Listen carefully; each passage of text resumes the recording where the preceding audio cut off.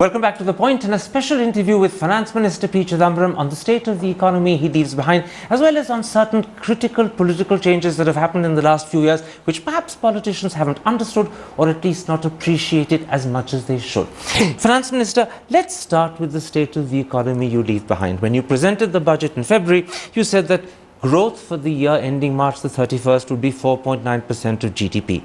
With quarter 3 coming in at just 4.7, would you accept that 4.9 now is unattainable?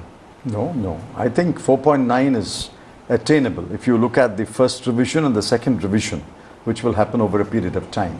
Except for the fact that if 4.9 is attainable after quarter 3 came in at 4.7, quarter 4 will have to grow at 5.5, and no one seems to believe 5.5 is possible. That's not that. You are taking an arithmetic mean. It's not an arithmetic mean because the GDP weights for each quarter are different. I'm told it's still possible that we do 4.9. When you say you're told, who's telling you? Oh, my economics division. And you're absolutely confident that their advice is reliable? I can only go by advice. These numbers are crunched by RBI, by the CSO, by the economics division. They are the ones who have always made the estimates. They are sometimes off by a point, a decimal point or so. As of now, it's our assessment that it's possible to reach 4.9. Except for the fact that economists writing in newspapers themselves and their leaders, all of them seem to have said that 4.9 is now unattainable after quarter 3 came in so low. But you're saying the opposite. They have been wrong in the past. They could be wrong in the future. But that's a little hesitation. Could be, not that they will be. These are estimates. You can't say they are right. I can't say they are wrong. All right, I'll just note that there's a certain element of hesitation behind the smile. The confidence is not there. There's no hesitation. These are estimates. All right. The second, if I use that word, estimate that you had in your budget was that the fiscal deficit will be contained at 4.6. And on Saturday, at a press conference, you actually said you would achieve 4.6. But analysts say that given that the fiscal deficit for the first 11 months of the year, April to February, was actually 14% higher than what it should be for the year as a whole, some 74,700 odd crore, they find it very difficult to believe you're going to achieve 4.6. How do you address that extreme doubt? And it's not just analysts. Newspapers like the Business Standard, as well as the Hindu, have picked it up as well. Every one of them is wrong. They will be proved wrong. We will achieve 4.6. I know my numbers. I've reviewed my numbers. We will achieve 4.6. Now, writing in the Business Standard today, Wednesday, the editor of the paper, A.K. Bhattacharya, has said that for the last 15 years, the fiscal deficit for the 11 months has always been under the total for the year as a whole. This is the first time that the fiscal deficit for 11 months is over and significantly over what it should be for the year. That's why he says it's very unlikely that you can reverse that trend and come in at 4.6. Just take my word for it. The numbers will be out. The audited numbers will be available 2 months after the end of March. We will achieve 4.6. I'm willing to take your word for it. Let me put to you what analysts have said. They say there are only 2 ways that Mr. Chidambaram can still bring in the deficit at 4.6. Well, there's nothing to do now. The March 31 is behind us. Absolutely. They're saying there are only 2 ways it can happen that the fiscal deficit comes in at 4.6. A, if the squeezing of expenditure is more than the 80-odd thousand crore he indicated in the budget, and alongside, if the rollover of subsidies is more than the 35,000 he admitted to in the budget. Are you planning either or both of those? I can't plan anything anymore. But have you done either or both of those? All that we have done and all that we plan to do has been disclosed in the interim budget presented on February 16th. We will be on target on fiscal deficit. I think you're consuming your time on a flogging a dead horse. I'll tell you why there is doubt. Because if one goes by what you revealed in the budget, then the only way the fiscal deficit can come in at 4.6 is if in the month of March you have a fiscal surplus of 75,000 crore. Now, given that in March 2013 last year, the surplus is only 17,500 crore, it's very unlikely that you'll go more than 3 times above it. So I'm not going to waste my time repeating myself. I know my numbers. We will achieve the fiscal deficit target of 4.6.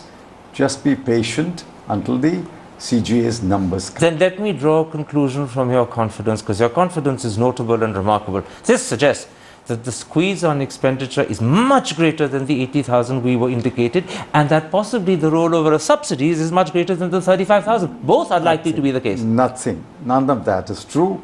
There is no squeeze on expenditure. There are always savings which are reported after March 31.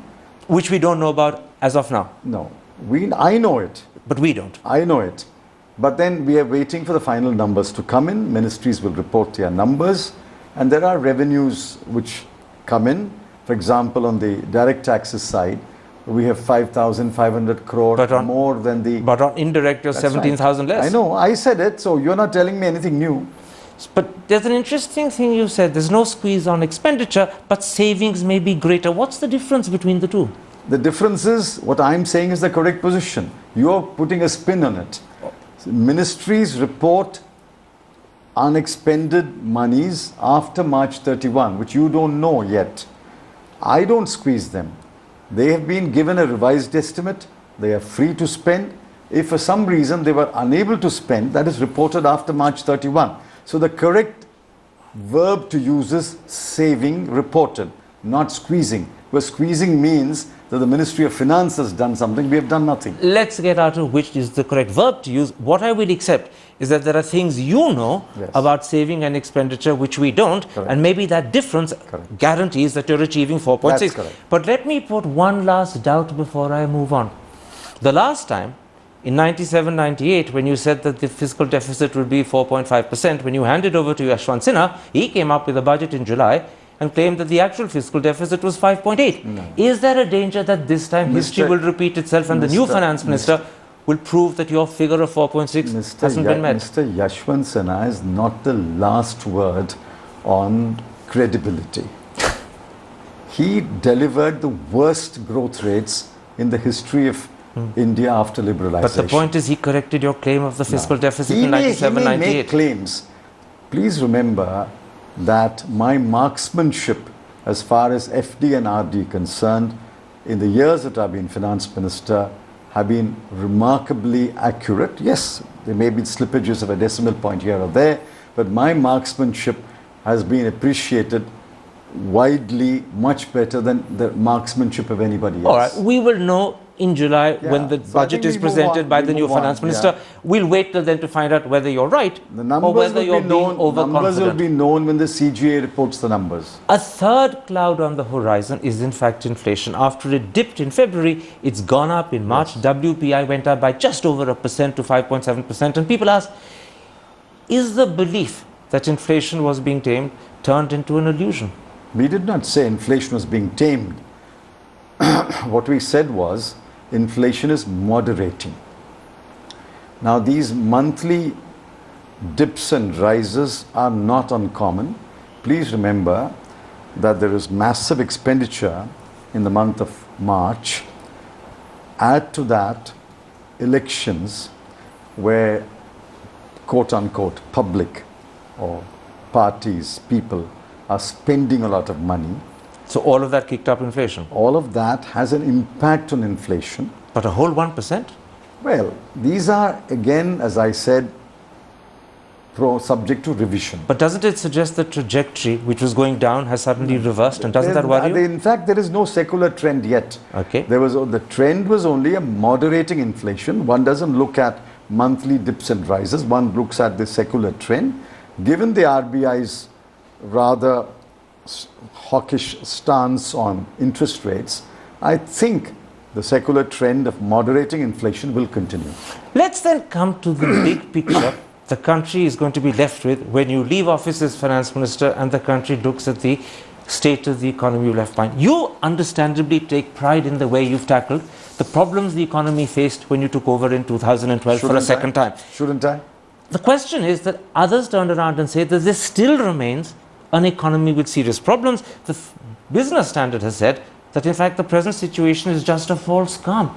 Are there lurking problems on the horizon that perhaps you won't admit to, which will hit the new government when it comes? See, there are problems. In fact, I have been saying that there are many challenges facing India's economy. But when I returned to the finance ministry, I listed the challenges and said the priority is to address fiscal deficit, the current account deficit, inflation, investment, and then I went down the list.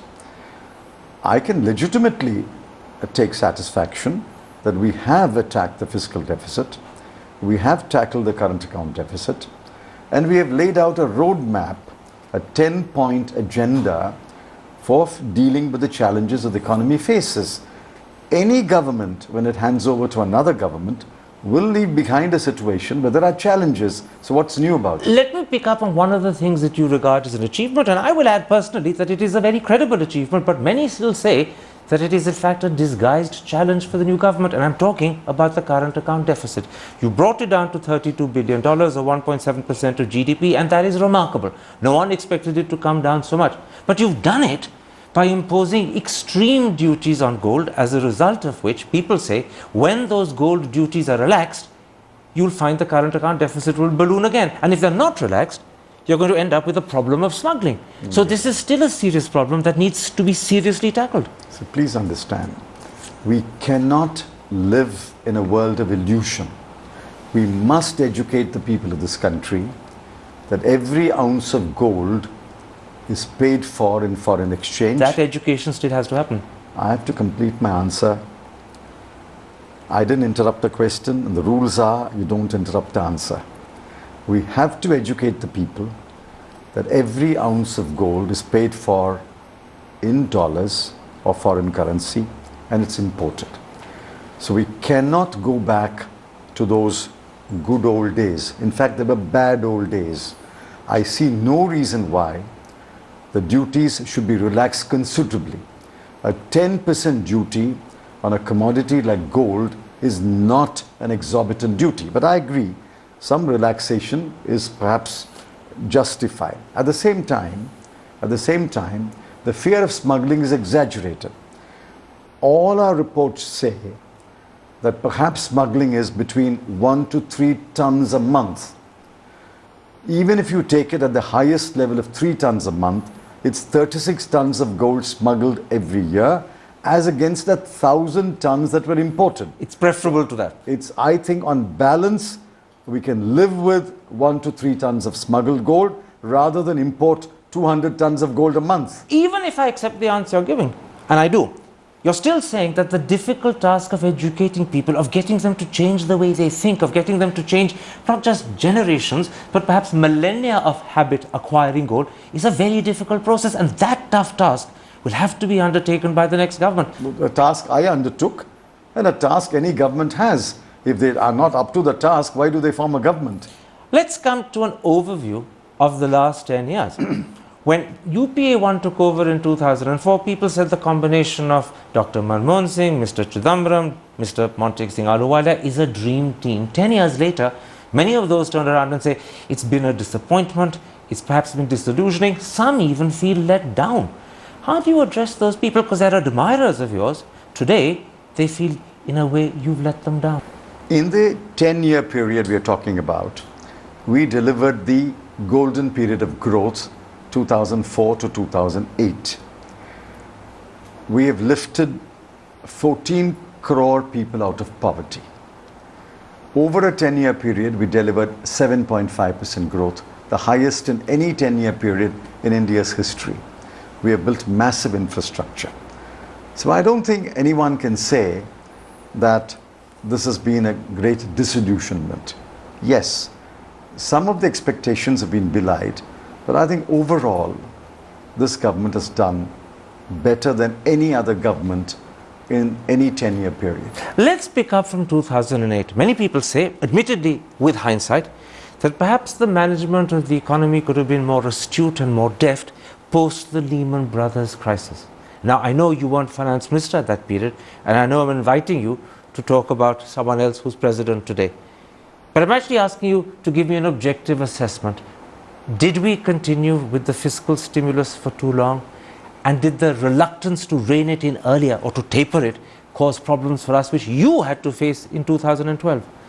See, I'm a member of the government and I have to take collective responsibility for our decisions.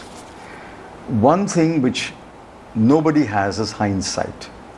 In hindsight, it can be said that perhaps the fiscal stimulus that was given in 2008, 2009, and say even the beginning of 2010, perhaps should have been rolled back sometime in the middle of 2010-11.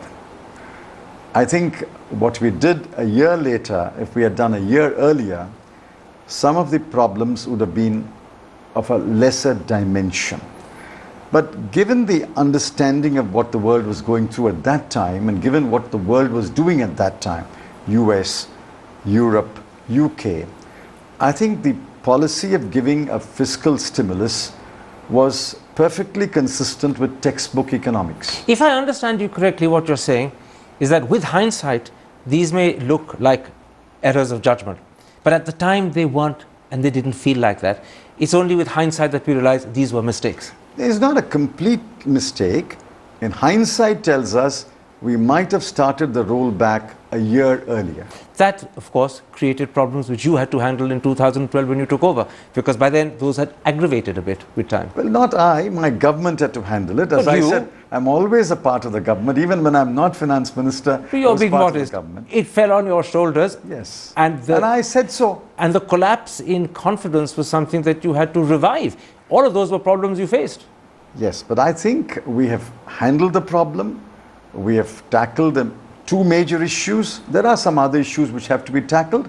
I'm confident that the next government will be up to the task. All right, let's come now to some of the intriguing, thought-provoking things you've said very recently at an Indian Express book launch. You said, for instance, that the UPA government was slow to understand and learn lessons from the fact that in 2009, it was the cities, with the exception of Bangalore, that voted for you. The poor states, where your anti-poverty programs were mainly directed, did not vote for you. What are the sort of lessons that should have been learned and are only now being understood?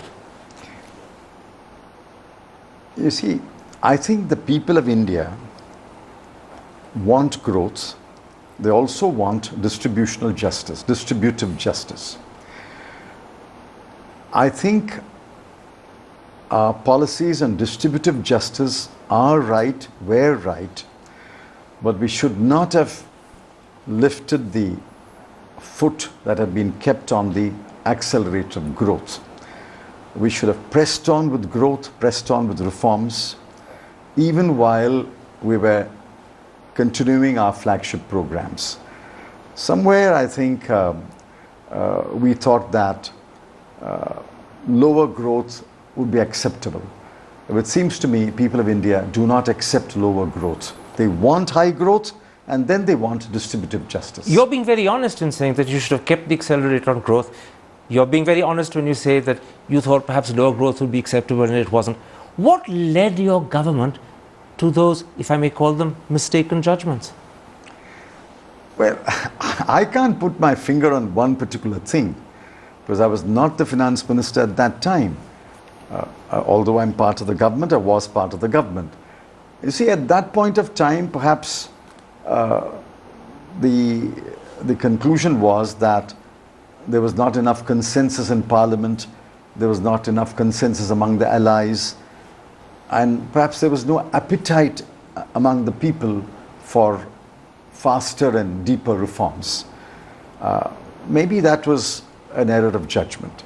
Even if Parliament had been recalcitrant or obstructionist, we should have believed that the people of India have a great appetite for deeper reforms and pressed on with reforms. In fact, what you're saying is that you didn't recognize the hunger that the people of India have for faster reforms, for better growth. Had that hunger been recognized, you would have pressed on, but you couldn't read it, or if you could read it, you didn't recognize that hunger. Well, I think many other things distracted the government from the main task of promoting growth. The anti-corruption movement, the Telangana separatist movement, and some other issues, I think, distracted the government's attention. Will your government be paid the penalty now in the elections for being distracted, for not having recognized so clearly what you see today so clearly? Will you pay the penalty? I have always believed that there is hunger for growth. So it's not my personal view. I'm talking about the government's view. The collective assessment. But don't write us off so early. No, I'm not writing you off. 2004 and 2009, I like to remind my journalist friends, the journalists were wrong, the people had the last laugh, and we formed the government. So don't write us off so early. It's quite possible that come 16th May and the days thereafter, the Congress could be leading the next government. I'm not playing astrologer, leave aside writing you off. I'm actually picking up on what you said at that Indian Express book launch, where you were talking about what you called the critical years of 2010, 2011, and you said, whatever will happen on 16th of May, I think, will be the direct product of those critical years. That's when, in a sense, you got distracted. That's when you took your foot off the accelerator of growth. That's when you began to believe that the country will accept lower growth, all of which now, with hindsight, you honestly accept were errors of judgment. And that's why I'm asking, could you end up paying the penalty? See, I think people don't vote on one issue. I've said repeatedly that the Indian elections is not, in a sense, a national election. It is a collection of 28 state elections. Now 29 state elections. The players are different, the context is different, the issues are different. The day of polling is different in different states. What happened on the 10th of April may not happen on the 10th of May. Therefore, I think it's difficult to accept the argument that one issue will decide the elections. I agree, but I'm going to quote Mr. Chidambaram against Mr. Chidambaram because I'm going back to what I call your thought-provoking comments at that Indian Express book launch. And there you said, in 2010, 2011, when the country changed, politicians didn't realize the depth of the change that was happening. They didn't recognize the extent of the anger that was pouring out on the streets. And then you added, the disconnect between the political class and the people grew. And I think whoever noticed it first and began to communicate is going to reap the benefit now. Who is that person in your mind who noticed first and communicated first, who will reap the benefit now? No, I don't think there's any one person. I didn't have any one person in mind. Please read that sentence again. I was talking for all political parties. I maintain that all political parties did not read 2010 and 2011 correctly, including the Congress. Now, communication in the run-up to the elections started at different times in different parts of India. Actually, the communication started with the state elections. And in the state elections, clearly, the BJP was the winner and the Congress was the loser. So one must concede that, at least at the state elections, the BJP communicated first.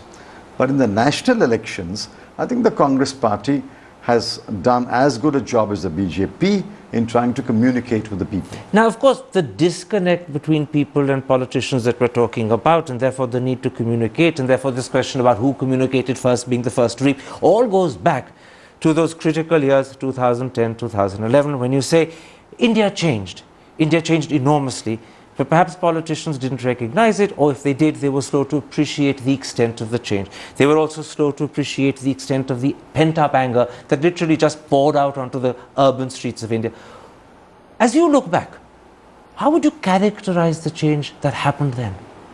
You've spotted it and identified it. How would you describe it to people who perhaps haven't got their finger on the pulse as you have?